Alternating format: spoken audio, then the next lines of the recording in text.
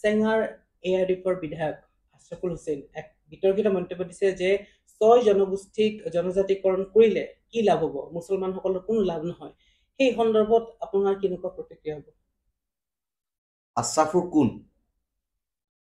তেওঁ কোন হয়?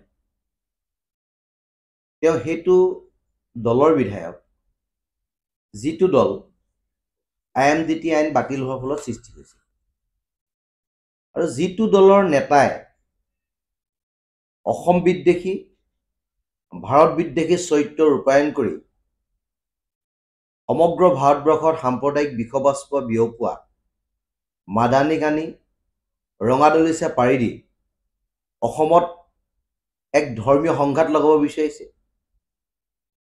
সেই বদৰুদ্দিন আজমলৰ দলৰ তেওঁ এজন বিধায়ক। গতিকে তেওঁ অসমীয়া জনজীৱন অসমীয়া জাতীয় জীৱন প্ৰতি কোনো দায়বদ্ধ নহয়।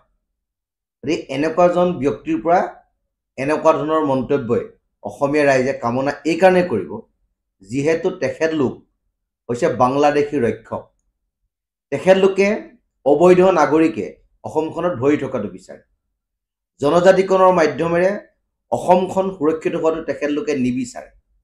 অসমৰ ৰাজনৈতিক অৰ্থনৈতিক সামাজিক সকলো অধিকাৰ খিলঞ্জীয়া থলগিৰি ৰাইজে ভোগ কৰাটো তেখেতলোকে নিবিচাৰে, আৰু সেইকাৰণে জনজাতিকৰণৰ বৃদ্ধাচৰণ তেখেতলোকে কৰে।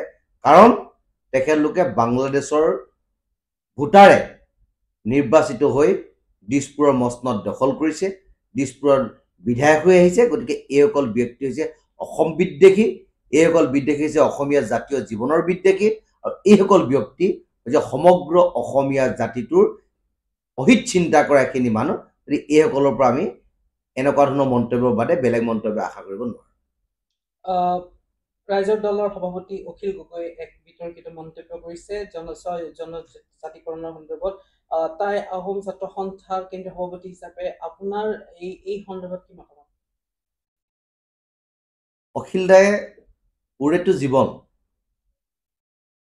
জাতিটোৰ কাৰণে সংগ্ৰাম কৰিছে, কেইবাবাৰো জেল গৈছে। গতিকে সংগ্ৰামী সত্তাক কেনেদৰে সন্মান জনাব লাগে এই কথাটো হয়তো তেওঁক বুজাই দিয়াৰ প্ৰয়োজন নাই। কিন্তু যোৱাকালি তেখেতে সংবাদ মাধ্যমৰ আগত অসমৰ ৬ জনগোষ্ঠীৰ নেতাসকলে অসমৰ মুখ্যমন্ত্ৰী আৰু পীযুষ হাজৰিকা ডাঙৰীয়াৰ পৰা পইচা লৈ আন্দোলন কৰে বুলি তেখেতে মন্তব্য প্ৰকাশ কৰিছে। অৰ্থাৎ তেখেতে নাভূত নাচুত এটা ঘটনা ৰাইজৰ আগত প্ৰকাশ কৰি ৬ জনগোষ্ঠীৰ যিসকল সংগ্ৰামী নেতা তেখেতসকলক জনমানসত সেৱ প্ৰতিপন্ন কৰিব বিচাৰিছে। গতিকে এই কাৰ্যৰ পৰা তেখেত আঁতৰি থকাটো তেওঁৰ কাৰণে মংগলজনক। আৰু দ্বিতীয় কথা, তেওঁ যদি জাতিটোৰ প্ৰতি ইমান দায়বদ্ধ, তেওঁ যদি ৬ জনগোষ্ঠীৰ জনজাতিকৰণে অসমৰ অসমীয়া সুৰক্ষিত ভৱিষ্যতটো ৰক্ষা কৰিব লাগে বুলি তেওঁ ক'ব বিচাৰে, তেতিয়াহ'লে তেখেতে সংগ্ৰামৰ এটা নেতৃত্ব লওক। আমি তেখেতক এইটো প্ৰশ্ন নকৰোঁ যে বৃহৎ নদীবান্ধৰ সংগ্ৰামখন কিয় সফল নহ'ল। আমি তেখেতক এইটোও প্ৰশ্ন নকৰোঁ যে এসময়ত অসমৰ ইমূৰৰ পৰা সিমূৰলৈ হোৱা আন্দোলনবিলাকৰ ফলশ্ৰুতিত অসমীয়া ৰাইজে কি পালে। এই কথা বতৰাবিলাক আমি তেখেতক নুসুধোঁ, কাৰণ তেখেতক আমি সন্মান কৰোঁ। আৰু সংগ্ৰামৰ গতিধাৰা অব্যাহত ৰাখিছে, চলি আছে, চলি থাকিব।